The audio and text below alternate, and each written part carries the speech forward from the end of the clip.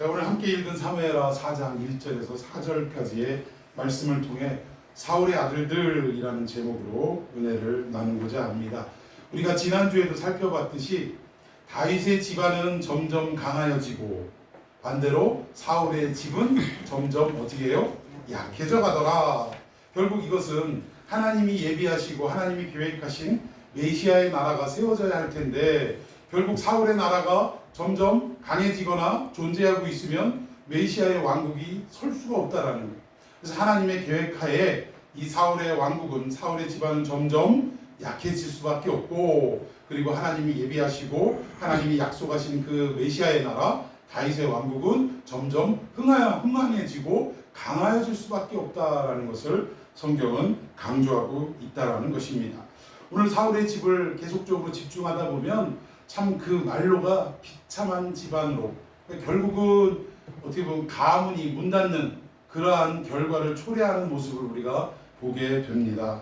이런 것들을 보면 메시지가, 야, 하나님 말씀 안 듣고 까불다 보면 큰일 난다, 이 메시지가 아닌데 자꾸 우리는 그쪽으로 초점을 돌리게 되더라는 것입니다. 저 오늘 하나님이 이 모든 내용을 통해서 말씀하시고자 하는 내용은 뭐냐? 하나님의 생각은 우리의 생각과 다르다는 거예요. 우리의 생각은 이러이러한 상황이면 이러이러한 일들 때문에 이런 일들이 준비되고 펼쳐지는구나 이렇게 생각하지만 하나님은 전혀 아니라는 거예요. 우리의 생각과 하나님의 생각은 마치 하늘과 땅 차이처럼 차이가 있다는 것입니다.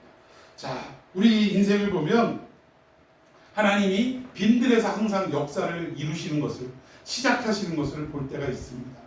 광야와 같은 답답하고 어려운 상황 속에 우리가 처해 있을 때 하나님이 비로소 그때의 어떠한 귀한 일들을 우리를 통해 이제 시작하시는 것을 우리가 보게 될 때가 있다라는 거예요. 오늘 나의 입장과 환경이 혹시나 빈들에 서 있는 것 같은, 광야에 서 있는 것 같은 그러한 상태에 있는 분들이 있습니까? 여러분들 걱정하지 마시기를 바랍니다. 벌판에 서 있을 그때에 하나님이 친히 우리에게 찾아오셔서 역사를 일으키실 줄로 믿으시기를 바랍니다. 오늘 다윗의 이 왕국의 시작은요, 마치 이런 빈들과 벌판에 있는 그러한 상태였다라는 거예요. 근데 오직 하나님께만 바라보고 하나님께만 의지했더니 이 모든 귀한 역사가 누구로부터 시작이 되냐? 하나님으로부터 시작이 되더라는 것입니다.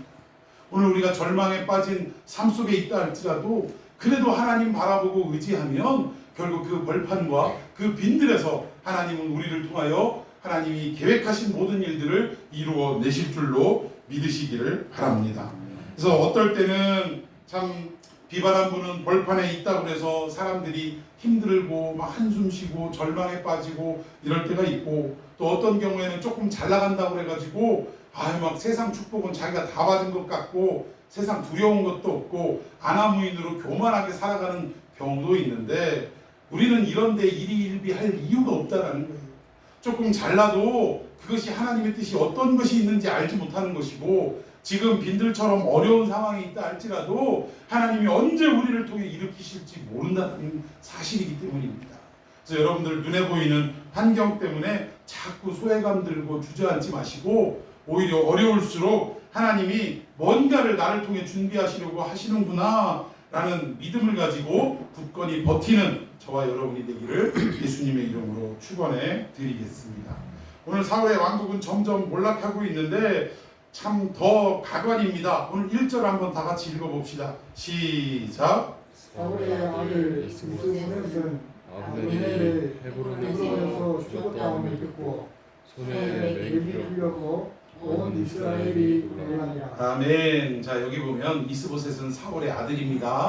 뭔가 부끄러운 자라는 이름의 뜻을 가지고 있는데, 설명드렸죠. 사울은 이 아들을 앞서 이렇게 막 사람들에게 드러내기도 사실은 좀 부끄러운, 뭔가 핸디캡이 있는 사람이 아니었는가 추정해 볼 수 있다고 했습니다. 그런데 사울 왕가가 다 전쟁에서 죽고 나서 그의 군대 장관인 아브넬이 이 살아있는 아들 이스보셋을 왕으로 삼고, 사실은 그 나라의 실제적인 통치권을 누가 쥐고 흔들었냐면 아브넬이라는 군대 장관이 쥐고 흔들었다는 거예요.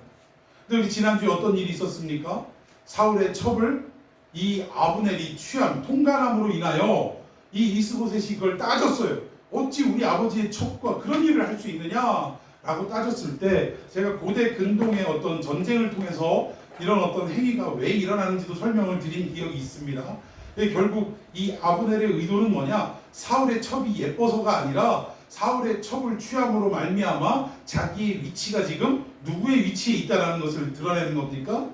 사울의 위치에 있다라는 것을 드러내기 위해 이런 행동을 했다라는 거예요. 그러니까 지금 이 나라의 왕은 이스보셋이지만 사울의 아들인 이스보셋이지만 사실 나는 이스보셋보다 더 위에 있는 자다라는 것을 드러내고 나타내기 위해서 이런 행동을 했다라는 거예요.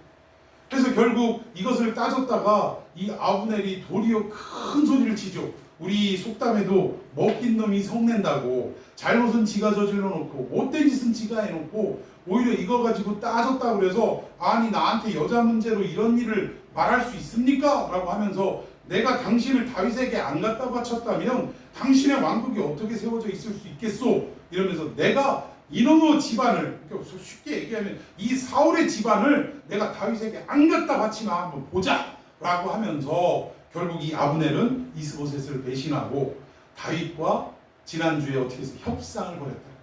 협상을 벌이고 또 이스보셋을 배반하는 현장을 우리가 살펴보았습니다.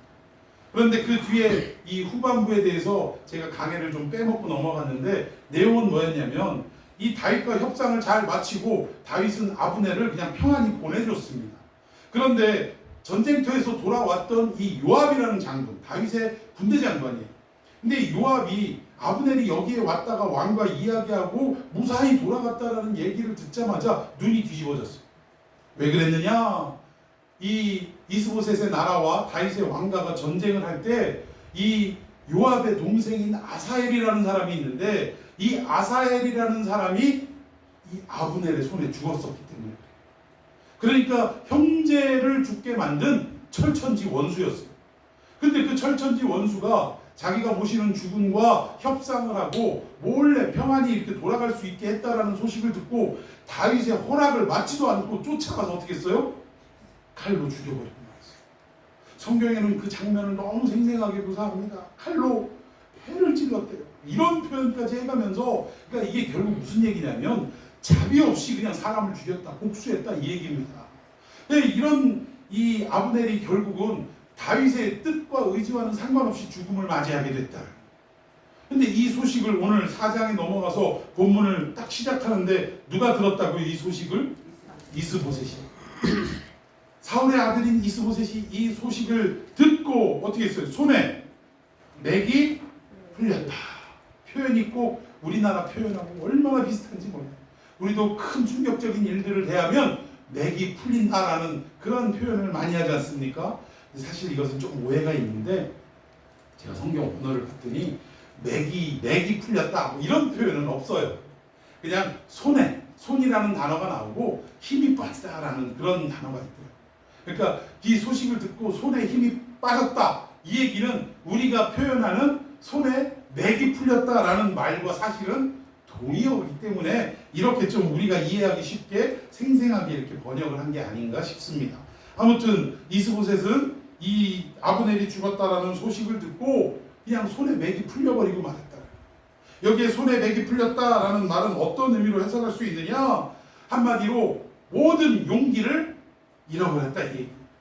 다윗의 왕과 다윗의 왕국과 대척하여 이 나라가 아버지의 나라였는데 다윗이 왕된 것을 못마땅하게 여기고 내가 아브넬을 앞세워서 결국 이 나라를 다시금 유지하고 통치해야겠다라는 이러한 마음이 있었는데 아브넬로 인해서 그래도 용기가 있었던 거예요. 내가 왕이 되고 온 나라를 통치해야겠다라는 그러한 용기가 있었는데 아브넬이 죽자마자 그 모든 용기와 사기가 한순간에 어떻게 된 거예요? 꺾여버리고 말았다. 그래서 손에 힘이 풀렸다, 맥이 풀렸다라는 것이 그러한 의미입니다. 그런데 우리가 여기에서 교훈을 얻을 수 있는 내용이 뭐냐? 내가 살아갈 때 무엇을 중심으로 붙들고 살아가느냐에 따라서 이렇게 행동이 드러나게 되더라고요. 여러분, 내 인생을 하나님이 아닌 그 어떤 것을 의지하고 살아가다가 사람을 의지하든지 환경을 의지하든지 어떤 사람은 물질을 의지하든지 어떤 분은 건강을 의지하든지 이러한 것들을 의지하고 살아가다가 여러분 이 땅에 있는 것들이 영원한 것이 있습니까? 없어요. 이 땅의 모든 것들은 한시적인 거라는 거예요. 조금 길게 있냐 짧게 있냐 그 차이일 뿐이지 영원한 것은 없습니다. 그러면 이 얘기는 뭐냐? 시작이 있으면 언젠가 이 땅의 것들은 끝이 있기 마련이다 이 얘기예요. 그러면 그 끝을 우리가 보게 되었을 때 내가 돈을 중심으로 그리고 의지하고 살아가다가 이 돈이 한순간에 내게서 사라지는 것을 보게 되면 결국 어떻게 돼요? 오늘 이스보셋처럼 손에 맥이 풀려버리는 겁니다. 돈 때문에 내가 살았는데 통장에 동그라미가 막 자꾸 늘어나는 재미로 살았는데 어느 날 그 모든 재미의 원천인 돈이 나에게서 다 말라버리고 새버리고 그리고 뭐 사업이 쫄딱 망하거나 여러 가지 형태로 이 물질이 사라졌다라고 할 때 이 사람은요 이 손에 맥이 풀려버릴 수밖에 없는 거예요. 삶의 의지를 잃어버릴 수밖에 없다라는 것입니다. 이유는 뭐예요? 내 삶의 주인이 자기 자신이라고 또는 물질이라고 그 내가 믿는 어떤 것이라고 여겼기 때문에 그렇다는 거예요. 그러나 하나님이 내 삶의 원천이며 내 삶의 모든 것이라고 생각하는 사람은요 어떠한 상황이 펼쳐진다 할지라도 정말 한숨 쉬어지고 낙심이 되어지고 절망의 그 그늘 아래 떨어진다 할지라도 그 나락 아래로 떨어진다 할지라도 하나님을 붙들고 사는 사람은 어떻게 됩니까? 하나님 이러한 상황이 저에게 펼쳐졌습니다. 하나님 나를 불쌍히 여기시고 나를 생명의 길로 인도해 주십시오 라고 기도하면서 어디 앞으로 나아가요? 담대하게 하나님의 은혜의 보좌 앞으로 한 걸음 한 걸음 나아가고 인생의 모든 문제를 누구를 통해 해결받기를 원합니까? 하나님으로 인하여 해결받기를 원한다는 것입니다. 여러분 오늘 이스보셋은 인생의 모든 가치를 누구를 붙들고 의지했다라는 거예요? 아브넬을 의지했다라는 거예요. 즉 국방력을 의지했다라는 것입니다. 그러나 이 땅의 모든 것은 영원한 것이 없다라는 거예요. 왜 우리 그런 얘기 있잖아요. 돈을 의지하고 살아가는 사람에게 하고 싶은 얘기인데 돈은 왜 돈이라고 해요? 돌고 돌아서 돈이래요. 돌고 돌아서. 그러니까 나한테 있을 때도 있지만 이것이 다른 누구에게 또 전가될 때도 있고 옮겨질 때도 있고 그래서 돈이라고 한다라는 우스갯소리가 있습니다. 그런데 이런 세상의 어떤 말로도 이 돈의 정체가 드러나고 영원히 의지할 수 없는 것임을 알매도 불구하고 우리는 뭐만 붙들고 살아가려고 그래요? 돈만 붙들고 살아가려고 하더라고요. 여러분 이 땅의 마지막 우상숭배가 무엇일까라고 생각을 해봤어요. 우리가 이 시대에 적어도 성경을 대하고 그 교회 문턱이라도 넘어와서 하나님 말씀을 들었고 또 기도랍시고 또는 찬송이랍시고 해봤던 사람이라면 여러분 설마 아무리 믿음이 없다 떨어졌다 해도 무당한테 가서 의지하겠습니까? 부처한테 가서 절하겠습니까? 사실은 우리 눈에 보이는 우상은 두려울 게 없어요. 우리에게는 어느 정도의 믿음이 있으면 이 땅의 모든 우상은 실제로 존재하는 것입니까? 없는 것입니까? 없는 거예요. 없는 것을 우리 인간의 두려움과 의지하고자 하는 마음 때문에 만들어 놓고 거기다 대고 자기가 만든 것에 자기가 엎드려 절하는 거예요. 세상 이렇게 미련하고 어리석은 행동이 어디 있습니까? 근데 정말 무서운 것은 마지막 때 진짜 우상 숭배는 뭐냐? 눈에 보이는 우상에 절하는 게 아니라 눈에 보이지 않는 그 어떤 사상과 가치관의 문제를. 여러분 요즘 이 시대는 뭐에 의해서 사람도 판단을 받고 계급이 매겨지냐? 뭐 가지고 그래요? 돈, 물질, 황금 만능주의, 물질 만능주의, 돈만 있으면 최고. 세상에 얼마나 사람 알기를 이 사람에 대한 가치와 존중함이 얼마나 사라진 시대냐면 내가 돈이 있으면 가서 돈 있는 만큼 돈을 사용하는 만큼 대접을 받기를 원하는데 그 대접받기를 원하는 마음은 이해는 가지만 도가 지나치더라. 그 대접해주는 사람이 나와 동격인 나와 동일한 인간이며 우리 그리스도인 같으면 더 나아가서 인간은 누구의 형상이에요? 하나님의 형상, 즉 하나님의 존엄이 그 안에 있다는 것입니다. 그런데 그 사람에 대해서 내가 돈을 쓰고 돈을 많이 가지고 있으니 너는 마치 종처럼 노예처럼 나를 대접해야 된다라는 사람의 존엄성, 인간에 대한 존엄성이 완전히 사라진 이 시대가 됐다는 거예요. 그러니까 돈으로 모든 가치를 환산하고 또 사람의 계급을 매겨버리는 이 시대가 되었다라는 거예요. 이게 뭐냐? 만몬의 우상이라는 것입니다. 오로지 돈만 있으면 최고다. 그러니까 요즘 한 몇 년 전인 것 같아요. 제 기억으로는 초등학생들이나 중학생들을 대상으로 이렇게 청소년들을 대상으로 설문조사를 벌였는데 그때만 해도 한 10억이라는 돈이 상당히 좀 큰 돈이었어요. 요즘은 뭐 서울에 아파트 한 채면 10억이라면서요.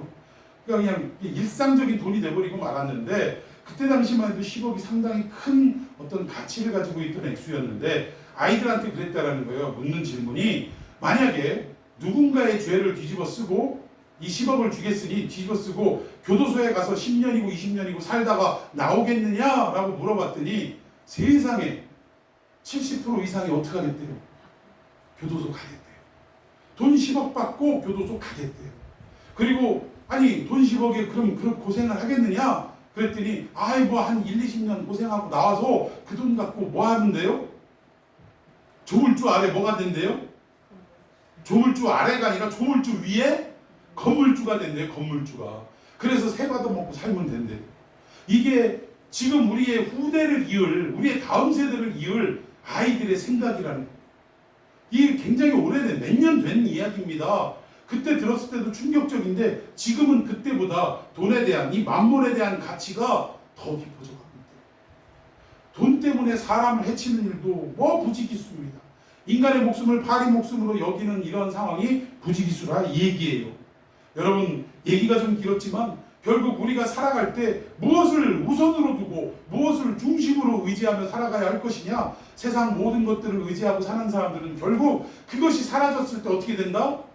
손에 맥이 풀리고 인생의 살 희망을 없애버리고 없어지고 만다라는 거예요. 그러나 하나님을 중심으로 모시고 사는 우리들은 어떤 어려움이 찾아와도 이 어려운 문제를 붙들고 하나님 보좌 앞으로 담대히 나아가서 주님 앞에 해결받기를 간절히 소원하고 또 기도하게 되더라는 것입니다. 여러분 이러한 삶이 되기를 예수님의 이름으로 축원해 드리겠습니다. 인생 살 때 때로는 좋은 소식 들릴 때도 있어요. 우리가 일이 잘 풀릴 때도 있고 또 일이 안 풀릴 때도 있습니다. 흉한 소식이 들릴 때도 있는데 이때 비로소 우리의 믿음의 시금석이 드러납니다. 내 믿음이 진짜인지 가짜인지가 거기서 드러나더라고요. 세상 사람들처럼 손에 맥이 풀리고 내가 이제 어떡하나. 자식이 죽었어요. 어떤 권사님이 아들이 죽었어요. 아들이. 근데 그 아들을 장례 치르면서 교회장으로 치르면서 막 통곡을 하면서 뭐라 그래요? 이제 내가 어떻게 사나. 이제 내가 어떻게 사나. 나를 데리고 가라 아들아. 이름 부르면서 막 나를 데리고 참 내가 이제 살 의미가 없다고 막 하면서 내 슬픔은 알겠어요. 아니 세상에 자식을 먼저 보낸 이 어머니의 마음처럼 아픈 일이 어디 있겠습니까? 제가 100% 다 이해한다고 는 못하겠지만 내가 10분 이해할 수는 있을 것 같아요. 그런데 믿음의 사람이 과연 그게 할 소리냐 이거예요. 아들이 죽었다고 해서 나도 따라 죽겠다고 하고 이제 내가 무슨 낙으로 세상을 사냐 이렇게 얘기한다면 어떻게 보면 통탄하고 막 울부짖는 그 가운데 하나님은 계신 거예요? 안 계신 거예요? 안 계신 거예요. 오히려 우리 믿음의 사람이라면 울고 통곡할 수밖에 없겠죠. 그러나 이 아들을 데려가신 하나님의 뜻이 어디에 있는지 하나님 지금 저는 알 수 없으나 하나님 깨닫게 해달라고 알게 해달라고. 왜 내가 가장 사랑했던 이 아들을 하나님 데려가셨습니까? 무엇을 나를 통하여 하시고자 해서 무엇을 깨닫게 하시고자 해서 이런 일들이 있었습니까? 하면서 또 이 아들 잘 믿었는지 안 믿었는지는 우리는 눈으로밖에 판단 못해요. 그래서 어떻게 해야 돼? 이 아들이 어디에 가기를 또 하나님 앞에 기도해야 됩니까? 하나님 품 안에 안기기를 기도하면서 장례를 치러야 그게 맞는 거지. 여러분 이게 우리의 삶에 좋은 일이 생겼을 때와 나쁜 일이 생겼을 때 우리의 믿음이 진짠지가 그치니까가 드러나더랍니다. 여러분 다시 한번 당부드리기를 하나님을 최고로 여기며 하나님을 최고의 가치관으로 여기며 살아가는 저와 여러분이 되기를 예수님의 이름으로 축원해 드리겠습니다. 자 우리 2절 한번 읽어봅니다. 2절 시작. 사울의 아들 이스보엘에게 지휘관 두 사람이 있으니 한 사람의 이름은 바하나요 한 사람의 이름은 레갑이라. 베냐민 족속 블레셋 사람 림몬의 아들들이다. 예, 여기에 보니까 나머지는 안 읽어도 되겠습니다. 두 사람이 나오는데 한 사람은 바하나라는 사람이 나오고 한 사람은 레갑이라는 사람이 나옵니다. 둘 다 뭐예요? 어디 지파 사람이에요? 베냐민 지파예요. 베냐민 지파는 결국 사울의 뭐라는 거예요? 일가라는 거예요. 일가, 친척이라는 얘기입니다. 한 핏줄이라는 얘기예요. 그런데 이 사람들이 어떤 사람이냐면 이미 선친 사울 왕 때부터 중요한 직책을 맡고 있었던 사람들이. 그러면 그 아들 이스보셋이 왕위가 되어 계승했으면 이 사람들은 사실 어떻게 해요? 목숨을 다 바치도록 어떻게 해야 돼요? 그 왕위를 이어갈 수 있도록 견마지로를 다 하는 게 이들의 사명인 것입니다. 그런데 이들이요 어떤 일들을 벌였냐? 3절에 보니까 일찍이 부엘의 사람들이 깃다임으로 도망하여 오늘까지 거기에 우거함이더라. 5절 4절을 건너뛰고 5절 읽습니다. 시작. 부엘의 사람 림문의 아들 레갑과 바나가 길을 떠나 볕이 찔 태움에 이스보셋의 집에 이르니 마침 그가 침상에서 낮잠을 자는지라. 예, 어떤 일이 벌어지냐면 여기 볕이 쬐 때쯤이라는 거 보니까 낮이에요, 밤이에요? 낮입니다. 그리고 뒤에 분명하게 낮 시간이라는 게 밝혀지는 것이 이스보셋이 집에서 뭐 하고 있었어요? 예, 침상에서 낮잠을 자고 있었습니다. 이게 낮잠을 자고 있다. 이게 뭔가 느낌상 어때요? 좀 긍정적입니까? 부정적입니까? 뭔가 좀 안 좋은 일이 생길 것 같아요. 여러분, 낮잠 자면 안 된다 그 얘기가 아닙니다. 피곤하면 낮잠도 잘 수 있죠. 근데 성경에서는 잠을 잔다라는 이 표현이 죽음과 연관되어진 부분들이 너무나 많다는 거예요. 여러분, 성도들은 죽었다라고 표현하지 않고 뭐라고 표현한다고요? 잔다라고 표현하는 거예요. 그리고 우리 시편에도 그 얘기 있잖아요. 갑자기 지금 구절이 생각이 안 나는데 사랑하는 아들에게 잠을 주시는도다. 이 얘기가 나옵니다. 아니 무슨 뜬금없이 그 얘기가 나오는가 봤더니 사랑하는 아들이 누구예요? 성경에서 사랑하는 아들이요 내 기뻐하는 자라 라고 일컬음을 받은 자가 구약시대에는 솔로몬이라는 사람이 있었고요. 또 신약에 넘어오면 누구를 이렇게 일컬었습니까? 예수님.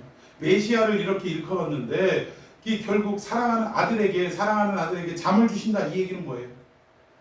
결국 이 땅에 내 아들을 보내서 사랑하는 아들을 보내서 뭐 하게 한다라는 거예요? 죽게 만든다 이 뜻입니다. 그런데 많은 성도들이요 또는 목사님들이 여러분 혹시 불면증에 시달리시는 분들이 계십니까? 이러면서 성경을 읽으시기 바랍니다. 성경을 읽다 보면 하나님이 사랑하는 자에게 뭐를 주신다? 예, 잠을 주신다. 그러니까 성경책을 읽다가 스르륵 잠을 자는데 이렇게 시킨 대로 어떤 집사님이 했는데 불면증으로 몇 년을 시달렸는데 목사님이 하라는 대로 했더니 세상 꿀잠을 잤다고 뭐 이렇게 얘기하더래요. 여러분 그러면 성경책이 뭐라는 얘기예요? 수면제라는 얘기밖에 더 됩니까?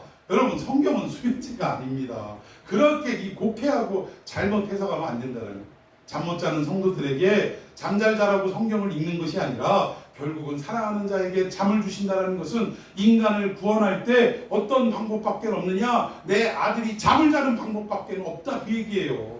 메시아가 와서 죽어야만 너희들을 구원할 수 있다 그 얘기를 이미 구약에서 숨겨놓고 말씀하시는 내용이더라 이겁니다. 자, 아무튼 성경에서 잠은 그렇게 긍정적이지 않아요. 그런데 이렇게 낮잠을 잘 때 결국은 아주 하나님 앞에 진노를 샀던 또한 인물이 있습니다. 그게 누구냐면 다윗입니다. 다윗이 결국은 이 헤브론에서의 7년 반 통치가 마쳐지고 결국 모든 이스라엘을 통합한 왕이 돼서 예루살렘으로 또 왕궁으로 옮기게 되는데 이 예루살렘에서 자기의 부하들은 전쟁터에 나가고 물론 부하들이 이제는 왕이 직접 나서지 않아도 됩니다. 몸을 보호하십시오 해가지고 왕궁에다 두고 전쟁터로 나갔다고 하지만 이때 다윗이 뭐하고 있었어요? 아주 그냥 낮잠을 아주 그냥 맛있게 주무시다가 옥상 위에 올라가갖고 거닐다가 뭘 봤어요? 밧세바를 본 거예요. 밧세바를. 여러분 이 사건을 통해 우리가 알 수 있는 것은 이 밧세바를 봤다라는 것이 우연히 낮잠 자다 올라와서 본 게 아니라 이 얘기예요. 성경에서는 영적으로 이걸 어떻게 해석할 수 있느냐? 이미 밧세바를 범할 만큼 다윗의 영적인 상태는 어떻게 됐다라는 거예요. 낮잠에 빠진 무지함과 이런 어떤 무감각함에 빠졌다 이 얘기입니다. 그러니까 우리가 어느 순간인가 눈에 뭘 딱 보고 갑작스럽게 우발적으로 어떤 일을 저지른 것이 아니라 이미 우리의 마음속엔 영적으로 병 들어가서 이런 일들을 만났을 때 얼마든지 그 일을 할 수 있는 상태가 되었기 때문에 그 일을 했다. 여러분 이것이 어디에서 나타나냐면 반대로 요셉은 어땠어요? 보디발 장군의 그 부인이 매일같이 매일같이래요. 매일같이 그 피 끓는 청춘, 그 정말 어떻게 보면 육체적으로 감당할 수 없는 그 젊은 나이에 요셉을 유혹을 할 때 이 요셉이 어떻게 했다고요? 도망가 버렸대요. 도망가 버렸대요. 자리를 피해 버렸대요. 아예 그 자리 어떻게 만들지 않도록 그렇게 미리미리 그렇게 어떻게 보면 주의를 했다라는 것입니다. 이 얘기는 뭐냐면 결국은 이 요셉은요, 하나님의 말씀의 가치 속에 살아가다 보니까 이 일이 어떠한 일인지를 알기에 그 부인이 옷을 벗고 유혹을 해도 그냥 그 자리에서 도망치는 게 상책이라고 생각하고 피할 수 있었다라는 거예요. 그런데 이미 요셉이 하나님 말씀의 가치관에 무너져버리고 말았다면 그런 상황이 왔으면 어떻게 됐겠어요? 할렐루야 하고 죄를 저질렀을지도 몰라요. 그러니까 이것들을 우리가 잘 꿰뚫어 봐야 한다는 것입니다. 평상시에 우리도 말씀의 가치 속에 살아가려고 애쓰고 노력하고 기도하고 수고해야만 어려운 시험의 유혹의 상황이 찾아올 때 우리도 능히 피하고 물리칠 수 있게 되더라고요. 자, 우리 성경을 더 읽어보십시다. 자, 6절 여러분들이 먼저 읽습니다. 시작. 대사과 그의 형제 바나가 이를 가지러 온 자하고 집 가운데로 들어가서 그의 배를 찌르고 도망하였더라. 예, 아버지 때부터 충성을 다짐했던 이들이 이스보셋이 결국은 그 군대 장관이 죽고 나서 나라가 기울었음을 눈치챘어요, 못 챘어요? 눈치챘어요. 그러니까 이 나라에 희망이 있어요, 없어요?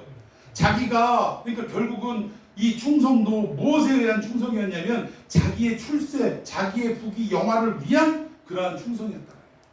그런데 그것이 한순간에 사라져버리니까 배반을 하고 말았다라는 것입니다. 낮잠 자고 있는 이 이스보셋에게 그냥 칼을 겨누고 그 칼을 찔러버리는 이러한 일들을 하고 도망쳤다라는 거예요. 자, 7절 한번 더 읽습니다. 시작. 그들이 집에 들어가니 이스보셋이 침상에서 침상 위에 누워 있는지라. 그를 쳐주고 목을 베어 그의 머리를 가지고 밤새도록 아라바 길로 가. 예, 정권 교체기와 또 이 나라가 통합되기 전에 사실 어떻게 보면 어지럽고 시끄러운 정국이 펼쳐지는 거예요. 여기저기서 피비린내 나는 일들이 계속적으로 벌어지는 것입니다. 그리고 오늘 그렇게 충성을 맹세했던 이 두 사람도 왕을 죽이고 나서 목까지 베었대요. 목까지. 목을 베어서 그의 머리를 가지고 밤새도록 아라바 길로 가. 지금 어디로 가는 걸까요? 누구에게 가는 걸까요? 다윗에게 가는 거예요. 뭐 이유는 아시겠죠? 성경 읽지 않아도 아실 거 아닙니까? 다윗에게 이걸 가지고 가면 뭐가 있을 거라고 생각했어요? 상이 내려질 거라고 생각을 했다라는 거예요. 자, 우리 8절 다 같이 읽습니다. 시작. 헤브론에 이르러 다윗 왕에게 이스보셋의 머리를 들이며 아뢰되 왕의 성명을 헤아려 하는 원수 사울의 아들 이스보셋의 머리가 여기 있나이다. 여호와께서 오늘 우리 주 대신 왕의 원수를 사울과 그의 자손에게 바꾸셨나이다 하니. 예, 여기 보니까 앞서서도 그 사울이 죽었을 때 사울의 왕관과 여러 가지 어떤 그 왕이 지니고 있었던 그러한 여러 가지 금부치들을 누가 가지고 왔어요? 네, 아말렉 청년이 가지고 왔어요. 자기도 정치공학적으로 생각할 때 뭔가 상을 받고 한 자리 받을 줄 알았어요. 근데 오히려 다윗은 어떻게 했죠? 오히려 그 청년을 처형시키고 말았다라는 것입니다. 그런데 오늘 이 두 사람도요, 이스보셋의 머리를 들고 가면 환영받을 줄 알았어요. 그리고 이스보셋의 그 휘하 밑에서 잘 나가던 두 사람들이었기 때문에 한 자리 줄 알았어요. 그런데 이게 착각이었다 이 얘기입니다. 다윗은 그것을 육신적인 관점으로 보지 않고 하나님의 관점으로 바라볼 때 결코 뭐 이게 육신적으로는 사실은 다윗의 입장에서는 이거 손 안 대고 코 풍경 아닙니까? 이스보셋을 어떻게든 끝까지 처리하려면 이 군사들을 이끌고 가서 그와 전쟁을 벌이고 항복을 시켜야 되는데 머리를 가지고 왔으니 목을 따가지고 왔으니 손 안 대고 코 풍경이니 얼마나 좋겠어요. 이런 관점에서 다윗은 생각하지 않았다라는 것입니다. 오히려 하나님의 관점에서 그들을 처형시키고 말았다라는 거예요. 그럼 이것은 무엇을 의미하는 것이냐? 다윗은요, 이 자기에게 허락된 이 다윗의 왕국, 이 하나님이 허락해 주신 이 왕국이 인간의 힘이나 피비린내내는 싸우고 전쟁하고 빼앗고 쟁취하는 나라가 아니라, 자기에게 허락된 나라가 이렇게 이루어지는 나라가 아니라 오직 누가 주시는 나라? 하나님이 약속으로 해주시는 허락해 주시는 나라, 이 나라임을 알았기 때문에 이 모든 비밀인데 나는 모든 사건 속에 다윗이 개입된 게 있습니까? 없습니까? 사울과 그의 아들이 전쟁터에서 죽을 때 사실은 이 다윗은 누구 아래에 있었어요? 블레셋의 아래에 보호받고 있었어요. 그리고 전쟁터에 같이 참여하자라는 요구도 받았습니다. 그런데 하나님의 은혜 가운데 그 전쟁에 참여하지 않게 하셨지만, 만약에 그 전쟁에 참여했다면 사울의 그 피 흘리는 이 냄새나는 사건에 누구도 연루가 되는 거예요? 다윗도 연루가 되는 거예요. 근데 하나님이 그걸 피하게 하셨다 이 얘기입니다. 그리고 또 누가 죽었어요? 아브넬이 죽었을 때 군대장관 요압이 다윗의 허락도 받지 않고 쫓아가서 피비린내 나는 보복을 했지만, 이 모든 피비린내 나는 사건 속에 다윗과 상관이 있습니까? 없습니까?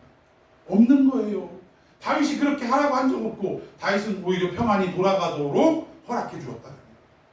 그리고 마지막에 이 이스보셋이 죽음을 결국은 찔리고 목을 따이는 이런 어떤 피를 흘리는 사건 속에서도 다윗은 개입돼 있습니까? 안 돼 있습니까? 안 돼 있는 거예요. 하나님은 철저히, 보통 세상 나라들은 피를 흘리고 빼앗고 쟁취함으로 얻어지는 나라의 원리를 가지고 있지만 하나님의 나라의 원리는 그렇게 이루어지는 것이 아니다. 이것을 확실하게 보여주고 계신다는 것입니다. 그런데 우리는 아직도 이 땅을 살아가면서 어떤 원리의 마음을 뺏기냐? 빼앗고 쟁취하고 칼과 창으로 얻으려고 하는 이 질서 앞에 우리의 마음을 빼앗기더라. 여러분, 하나님은 여러분들에게 복을 약속해 주신 줄로 믿습니다. 그러니까 이게 어디서부터 시작이 됐냐? 아브라함 이전부터지만 대표적인 케이스가 아브라함이에요. 하나님의 복을 약속하셨으면 이 복은 하나님의 힘으로 주어지는 복이 되어야 될 줄로 믿습니다. 그런데 아브라함은 어떻게 했어요?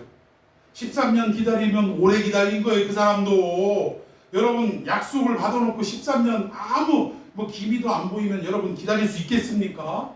13년이 아니라 1년 3개월만 지나도 무너질걸요 아마. 그런데 13년 기다리면 많이 기다린 거예요. 그런데 결국은 어떻게 했습니까? 하나님의 말씀으로 약속으로 이루어질 그 자손에 대한 축복을 이제 누구의 힘으로 하려고 하는 거예요? 인간의 힘으로 하려고 하가를 취하게 됐다는 거예요. 이게 빼앗고 쟁취하는 우리 인간의 질서요, 인간의 원리라는 것입니다. 그런데 하나님이 주시는 그 나라, 하나님이 주시는 그 축복은 이렇게 우리의 빼앗고 쟁취하려고 하는 이 결과로 얻어지는 게 아니라 하나님의 은혜에 의해서 이루어지는 것이다 라는 것을 하나님은 분명히 우리에게 말씀하고 있다는 거예요. 우리가 이 원리를 붙들고 살아가야 할 줄로 믿습니다. 자, 우리 9절부터 12절까지 교독합시다. 다윗이 부에롯 사람 림몬의 아들 레갑과 그의 형제 바하나에게 대답하여 그들에게 이르되 내 생명을 여러 환난 가운데서 건지신 여호와께서 살아계심을 두고 맹세하노니. 10절 사울의 사건이 내 입에 알리기를 보라. 사울이 죽었다 하며 그가 좋은 소식을 전하는 줄로 생각하였어도 내가 그를 잡아 시글락에서 죽여서 그것을 그 소식을 전한 가품으로 삼았거든. 이 내용이 10절 내용이 그 얘기예요. 아말렉 청년이 그렇게 했던 적이 있는데 내가 그때도 상 준 것이 아니라 오히려 처형했다. 이런 일이 있었음에도 불구하고 너희들이 지금 또 이런 일을 하냐? 지금 그 얘기인데 11절에 하물며 악인이 의인을 그의 집 침상 위에서 죽인 것이겠느냐? 그런즉 내가 악인의 피 흘린 죄를 너희에게 갚아서 너희를 이 땅에서 없이 하지 아니하겠느냐 하고 12절 생년들에게 명령하되 곧 그들을 지키고 수족을 베어 헤브론 목가에 매달고 이스보셋의 머리를 가져다가 헤브론에서 아브넬의 무덤에 내장하였더라. 아멘.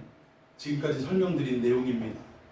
하나님의 나라가 힘으로 빼앗고 쟁취하는 나라가 아니라 하나님의 은혜 속에 선물로 받아지는 나라이기 때문에 다윗은 인간의 원리처럼 피를 흘리거나 또는 상대방을 해쳐서 이런 일들을 행하지 않았다는 거예요. 이 나라를 얻으려고 그렇게 노력하지 않았다는 것입니다. 결국 이 원리를 우리가 깨닫고 우리의 삶에 적용하며 살아야 한다는 거예요. 여러분, 하나님이 한번 우리의 삶을 책임지겠다라고 약속하셨다면 여러분 그 약속을 믿으십니까? 내가 내 자녀의 삶을 책임지겠다라고 약속하셨다면 여러분 하나님이 여러분에게 반드시 복 주실 줄로 믿습니다. 지금 당장 우리가 살아가는 이 땅의 축복도 마찬가지. 이 땅의 기름진 복도 당장 내 안에 나타나지 않고 또 내 안에 들어오지 않고 뭔가 남의 얘기 같고 먼 이야기 같고 정말 오히려 물질 때문에 쪼들리고 힘든 삶이 계속적으로 반복되는 상황이라 할지라도 그래도 우리는 인간적인 방법으로 하나님이 기뻐하시지 않는 그 일을 돈을 버는 목적으로 그냥 그 일을 덥석 물어가지고 세상 사람과 똑같이 행하지 않아야 하는 이유가 뭐냐? 결국 이 하나님의 약속은 반드시 하나님의 때에 우리에게 선물로 이루어질 것을 믿으며 살아가야 하기에 그래서 세상 사람들을 따라가지 않는 거예요. 우리가 똑같이 여러분 중국 사람들이 제가 한번 보고 웃으면서도 좀 충격을 받았던 게 그 런닝맨이라는 프로그램에 그 키 큰 그 광수? 네, 광수라는 제가 볼 때는 그렇게 이렇게 호감형은 아닌데 우리나라에서는 그렇게 인기 있을 만한 그런 레벨은 아닌 것 같은데 중국에서는 어마어마하대요. 이 사람의 인기가 엄청나답니다. 그래서 키가 굉장히 커서 그런가? 뭐 이렇게도 생각했는데 제가 그 이유를 알고 깜짝 놀랐어요. 런닝맨에 보면 런닝맨은 게임을 하는데 이 게임이 항상 어때요? 상대방을 속이고 골탕 먹이고 자기가 어떤 상을 취하고 이런 형태의 게임이에요. 근데 중국 사람들의 생각은요, 이 지혜롭다라고 하는 게 어떤 식으로 각인이 되어 있냐면 남을 속이고 남에게 사기쳐서 내가 이익을 취한 것을 그 사람은 지혜로운 사람이다라고 인정을 한답니다. 여러분 이게 사회에 만연되어져 있는 그런 생각들이래요. 그러니까 이 광수가 상대방을 골탕 먹이고 상대방을 속이고 뭔가를 쟁취하는 모습을 볼 때마다 그 광수라는 이광수라는 그 연예인을 볼 때마다 중국 사람들은 희열을 느끼는 거예요. 이야 저 사람 참 지혜롭네. 나도 좀 저 사람처럼 지혜로웠으면 좋겠다라는 이런 소망과 바람 때문에 그 사람의 인기가 높다는 거예요. 이게 말이 됩니까? 세상의 원리와 가치를 그렇게 따르는 거예요. 그러면 여러분 한 사람 두 사람이 이런 가치를 주장할 땐 다수가 그건 아니지 라고 할 때는 우리도 그 다수에 편승해서 하나님 말씀에 그 말도 안 된다고 하지 하고 막 큰 소리를 치는데 상황을 좀 역전시켜서 보십시다. 중국이라는 그 십수억 되는 그 어마어마한 민족의 그 대세가 이게 지혜지 라고 얘기할 때 과연 그 앞에 여러분들이 당당하게 아니요 라고 말할 수 있느냐 이거예요. 근데 이 오늘 다윗의 삶을 통해서 우리에게 주시는 메시지는 모든 사람들이 세상 모든 나라들이 그렇게 빼앗고 쟁취하고 피 흘려서 얻는 나라지만 나는 그렇지 않겠다. 하나님이 우리에게 주시기로 약속했다면 내 힘과 노력으로 얻어질 것이 아니라 세상 원리대로 취할 것이 아니라 하나님이 주실 때를 기다리며 묵묵히 인내하는 것이 맞다라는 것을 다윗은 우리 삶을 통해 우리에게 보여주고 있다는 거예요. 여러분 다윗이 완전하게 예루살렘까지 거기서 세 번째 기름을 받는데 통합 왕이 되기까지 몇 년 걸린지 아십니까? 10년 동안 여기저기를 쫓겨다니다가 7년 반 동안 헤브론에서 부분적인 왕이 되었다가 그리고 나서 마침내 몇 년 만에 17년 반 만에 그리고 이 온 이스라엘의 왕이 됐다는 거예요. 여러분 아브라함보다 더 기다린 사람이 다윗입니다. 여러분 우리는 이 원리를 붙들고 살아가야 할 줄로 믿습니다. 세상 사람들과 똑같이 이익 앞에 똑같이 행동하면 안 된다는 거예요. 하나님의 뜻이 어디 있는지를 살피고 그 하나님의 뜻을 따라 순종하는 우리의 삶이 되어야 한다는 것입니다. 여러분 그 상징적인 사건이 아까 건너뛴 4절에 나오는 거예요. 4절. 자 우리 4절 한번 읽어봅시다. 4절 시작. 사울의 아들 요나단에게 아비냐는 아들 하나가 있었으니 이름은 이므소셋이라.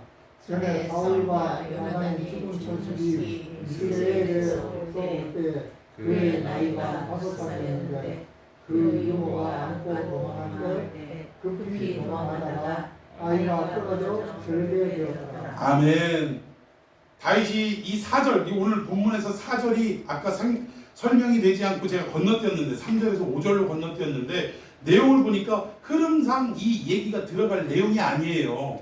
그런데 이 내용이 중간에 딱 꼈다라는 거, 이거를 삽입부라고 합니다. 그런데 이 내용이 말하는 그 모든 것들을 보면 결국 다윗의 왕국이 어떠한 그 왕국인지를 지금 소개하는 단편입니다. 이게 무슨 말이냐? 세상 사람들은 힘과 그 어떤 그 전쟁의 원리로 빼앗고 쟁취해가지고 나라를 세우고 왕이 되지만 다윗은 하나님이 주신 나라인데 결국 그 하나님의 약속을 기다리고 그 얻은 나라, 선물로 얻은 나라는 어떤 원리가 지배되느냐? 하나님의 사랑과 하나님의 자비가 지배되는 나라라 이 얘기예요.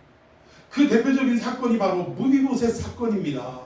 여러분 육적으로 볼 때 다윗과 사울의 집안은 원수입니까 아닙니까? 원수예요. 그러면 여기 무비보셋은 원수의 손자입니다. 자기의 친구지만 정말 남녀간의 사랑보다도 더 애틋한 우정을 나눴던 요나단의 아들이 무비보셋인데 전쟁에서 사울과 그의 아들 요나단이 죽었다라는 소식을 듣고 적군에 의해서 이 남은 생명마저 죽게 될까봐 유모가 그를 안아가지고 도망가다가 떨어뜨려서 다리까지 절개됐다. 여러분 장애가 온 겁니다. 결국 무비보셋은 누군가의 도움이 없이는 누군가의 보살핌이 없이는 살 수 없는 존재가 되고 말았다라는 거예요. 그런데 이런 존재가 결국 이게 좀 지나가 사무엘하 9장에 넘어가면 무비보셋이 누구의 상에 이 다윗의 아들처럼 같이 대우를 받았느냐? 누구의 상에? 다윗의 상에, 다윗의 밥상에, 다윗의 잔치상에 함께 참여하는 그러한 자격을 누리게 됐다. 여러분 이 사건이 뭡니까? 시편 23편에 원수의 목전에서 내게 뭘 베푸셔요? 상을 베푸시는 하나님의 원리, 구원의 원리를 지금 말하고 있지 않습니까? 다윗의 왕국은 하나님이 주신 나라로 하나님의 자비와 사랑이 강같이 흐르는 이 원리를 붙들고 사는 나라인데 이 나라를 통해서 결국 무엇이 이루어지느냐? 힘으로 뭘 빼앗고 이런 게 이루어지는 게 아니라 하나님의 구원의 역사가 이루어지는데 그 대표적 사건이 누구를 얘기하느냐? 무비보셋을 얘기한다. 다리도 온전치 않은 이 장애인 무비보셋을 통하여 누군가의 보살핌이 없이는 한순간도 살아갈 수 없는 이러한 약한 존재를 위하여 누구의 사랑이? 하나님의 사랑이, 하나님의 자비가 다윗의 손길을 통해 다윗의 어떤 자비와 다윗의 사랑으로 그가 그의 상에, 그의 잔치상에 함께하는, 참여하는 영광을 누리게 되는 것을 지금 보여주고 있다. 여러분 이것이 다윗의 나라의 여자 우리의 삶의 모습이 되어야 할 줄로 믿습니다. 결국은 무비보셋은 구원의 그림을 얘기하는 거예요. 뭐 우리가 자격이 있고 뭐 능력이 있어서 하나님으로부터 구원의 백성으로 선택받은 것이 아니라 오늘 무비보셋처럼 누구의 도움 없이는 살아갈 수 없는 죽어마땅한 우리들을 예수님이 이 땅에 오셔서 우리 같은 것들을 대신해서 십자가에 달려 죽으심으로 말미암아 우리가 구원을 얻어서 하나님의 그 밥상에 잔치상에 참여할 수 있는 자격을 얻게 되었다라는 것입니다. 이것이 결국 구원의 이야기를 말하는 거예요. 우리의 구원이 다윗의 왕국, 메시아의 왕국을 통해 이루어진다라는 것을 이렇게 성경의 역사를 통해 우리에게 소개하고 있는 것입니다. 여러분 한 주간도 오늘 이 다윗의 왕국, 메시아의 왕국의 원리를 따라 살아가는 저와 여러분이 되기를 축원해 드리겠습니다. 빨리 우리가 세상적 가치관에서 이제는 버리고 하나님의 가치와 원리를 따라 살아갈 수 있는 눈이 떠져야 될 줄로 믿습니다. 이러한 저와 여러분이 되기를 축원해 드리겠습니다.